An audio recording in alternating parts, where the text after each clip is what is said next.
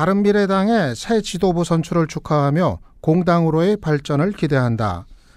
바른미래당 소속 비례대표이자 민주평화당의 대변인을 맡고 있는 박주연 의원의 논평이었습니다.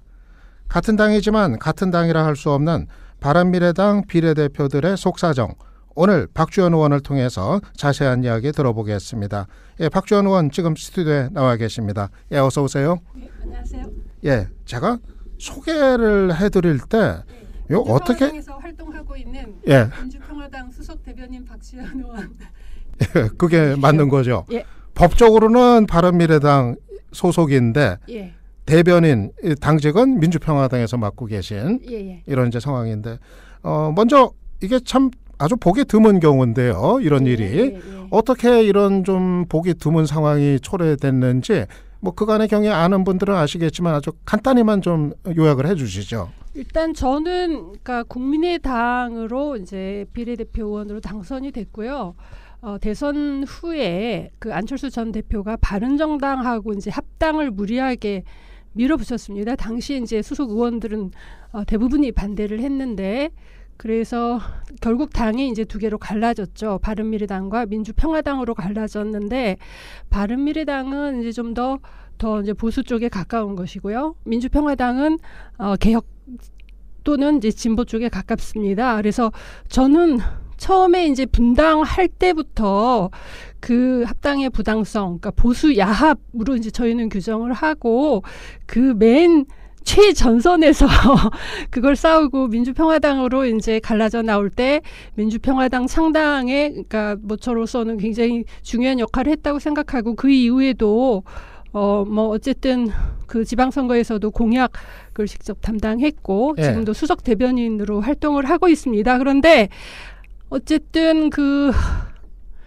박주선, 유승민 두 공동 대표도 예. 뭐 관련돼서 이제 합당이나 분당 시에는 비례대표 이제 당적 정리를 해줘야 된다라는 그런 법안을 직접 발의한 당사자인데도 예. 막상 이제 자기 사례가 되니까 풀어주질 않았어요. 내로남불이죠. 지금 이제 손학규 대표가 체제가 들어섰는데 뭐 기대를 하고 있습니다. 손학규 대표는 적어도 그렇게 내로남불에 그 편협한 정치를 하진 않겠지라고 그렇게 기대를 하고 있는 중입니다. 예, 손학규 대표하고는 이 문제 가지고 얘기해 본 적은 있으셨어요? 아니요, 뭐 개인적으로 최근에 만날 일은 없었고 오늘 12시에 지금 이제 의장님 초청으로 해서 예. 그 당 지도부들 간에 만날 때 지금 처음 만나게 됩니다. 예, 예. 손학규 대표는 전당대회 전까지는 좀 비례 3인방 좀 자유의 몸으로 해줘야 된다. 좀 그런 의견이었던 거로 전해졌던데요. 그럼요. 아니 당 전당대회에 나섰던 사람들이 개인적으로는 다 예. 당연히 풀어줘야 되죠. 정치 도의상 당연히 풀어줘야 되죠. 이렇게 다 얘기를 하고는 막상 이제 전당대회에서 표를 얻기 위해서는 원래 좀 약간 조직이기주의에 부합을 해야 되지 않습니까? 예. 그래서 중간에 이제 다 말을 이제 좀 거두고 이렇게 뭐 한 그런 상황이라고 보고 예. 지금 예를 들면 뭐 최고위원 중에서도 저는 지금까지 그 비례 문제를 정리를 해야 된다라고 얘기했던 사람이 저는 다수라고 보기 때문에 예. 손 대표가 빨리 뭐 새로운 시작을 하면서 이 문제를 매듭짓지 않으면요, 저는 바미당이 영영 국민들로부터 이렇게 신뢰받을 수 있는 그 정당이 되기 어렵다고 봅니다. 예, 그런데 손학규 대표도 이번에 대표 선출된 직후에는 기자들이 그 질문하니까는 뭐 좀 뭐 그럴 일 없다. 뭐 이런 식으로 답을 하신 것 같더라고요. 뭐 그거는 의례적인 답이라고 지금으로선 믿고 싶고요. 어쨌든 손학규 대표가 그렇게 현명한 분이라고 예. 생각하지 않고 있습니다. 지금 현재로서는. 예. 지금 바른미래당 안에서 의견 분포는 어때요? 전에 보면은 유승민 전 대표 같은 경우도 사실은 좀 자유의 몸으로 해줘야 된다, 풀어줘야 된다 이런 의견이었는데 안철수 전 대표가 워낙 이제 강하게 반대하니까 뭐 거둬들였던 것 같고 지금은 당내에서 좀 풀어주자 이런 의견들이 남아 있습니까? 그러니까 자기들 이제 옛날 국민의당 개하고 바른정당 개하고 또 알력이 있지 않습니까? 예. 그 중간에 저희가 좀 희생이 되고 있다라고 생각을 하는데요. 국민의당 개라고 하는 쪽에서는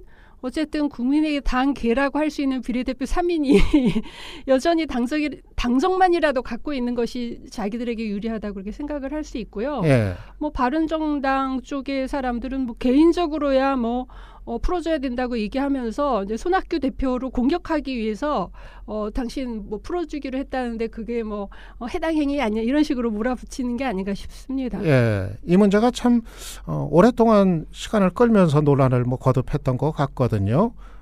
그런데 이 비례대표 세 분이 뭐 거듭해서 출당을 통한 이제 자유의 몸으로 좀 해줄 거 이거를 요구하는 그 이유는 어떤 겁니까? 이 문제에 대한 좀 기본적인 인식 같은 거 좀 듣고 싶거든요. 이게 예전에는 이제 양당제였기 때문에 이런 문제가 뭐 그다지 발생하지 않았습니다. 그런데 지금은 이제 다당제가 되다 보니까 정당 간의 어떤 이합 집산이나 이런 것도 예전보다는 훨씬 활발하게 실질적으로 이루어집니다.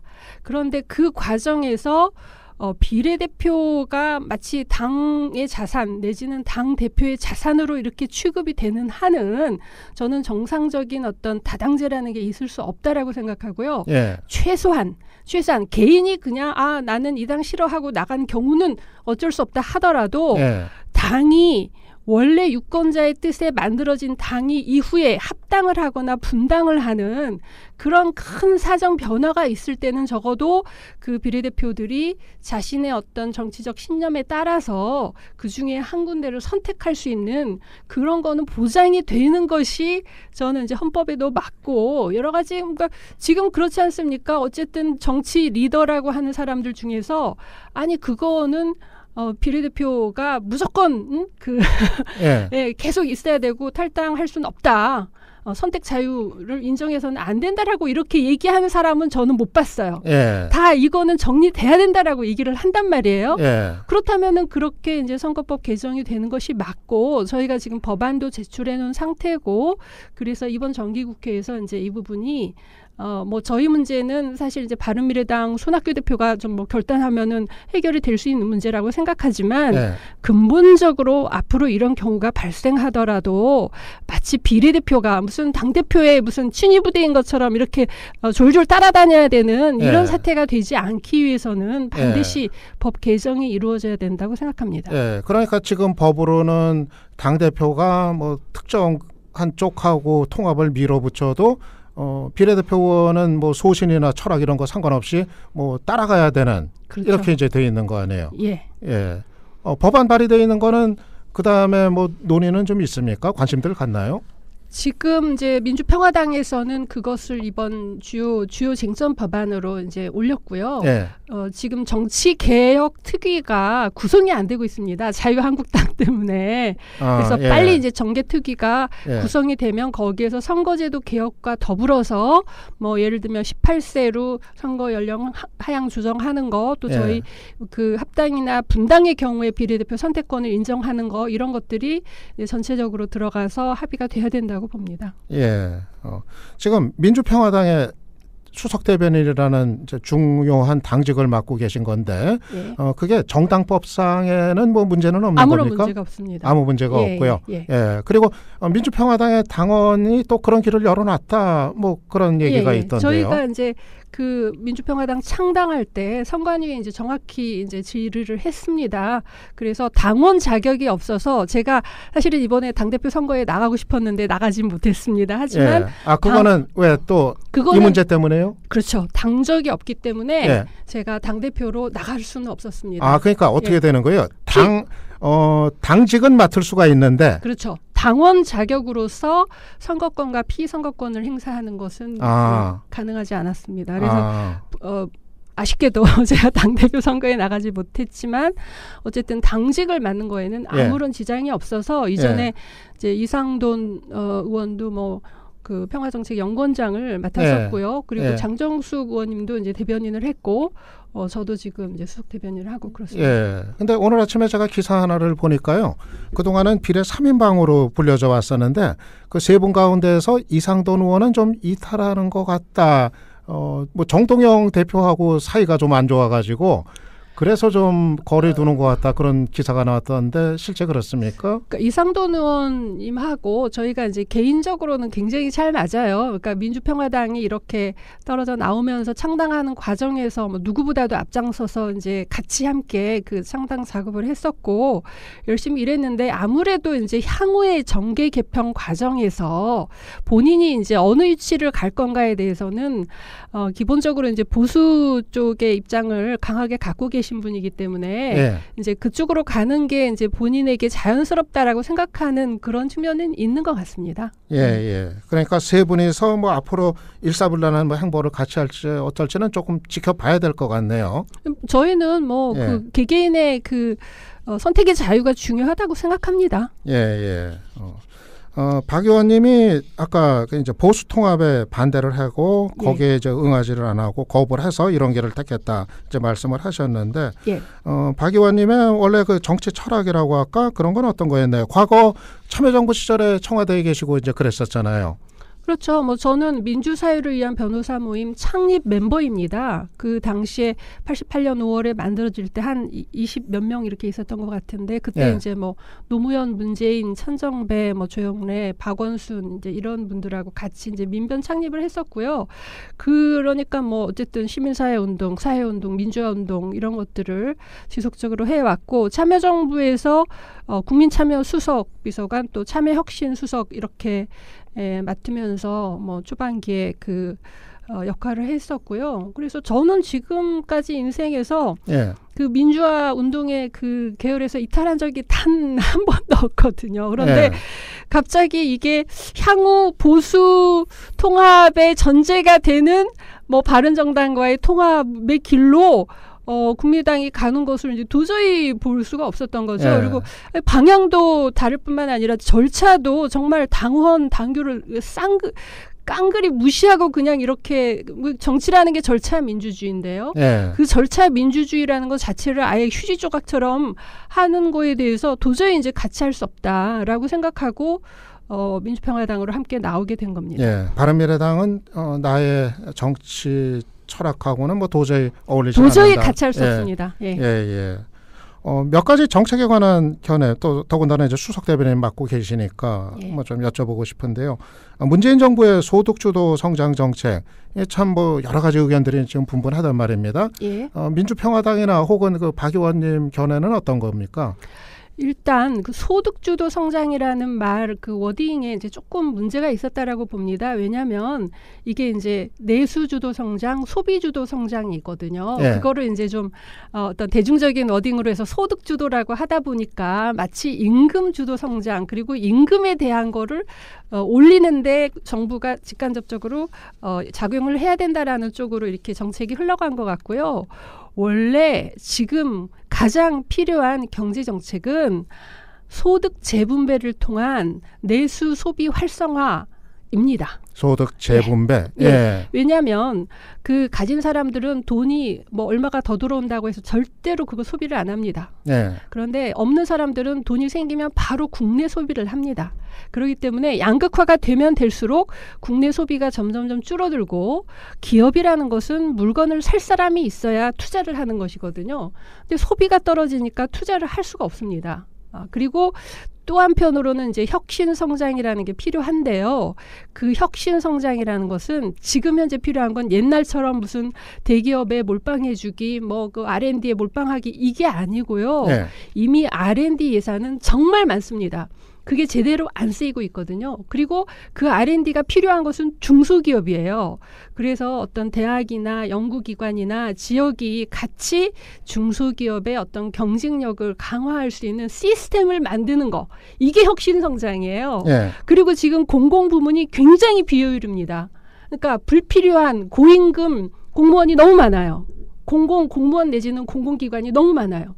그런 것들을 전부 정리하고 정말 필요한 국민 서비스를 위한 공공 서비스를 위한 중임금에 더 훨씬 많은 일자리로 이렇게 네. 재편을 해야 되는데 정부가 지금 혁신 성장이라는 말만 좋은 걸 걸어놓고 뭐 지금 자유한국당도 그렇죠. 네. 혁신 성장이라고 하면서 다시 옛날로 돌아가자 이렇게 지금 하는 거거든요.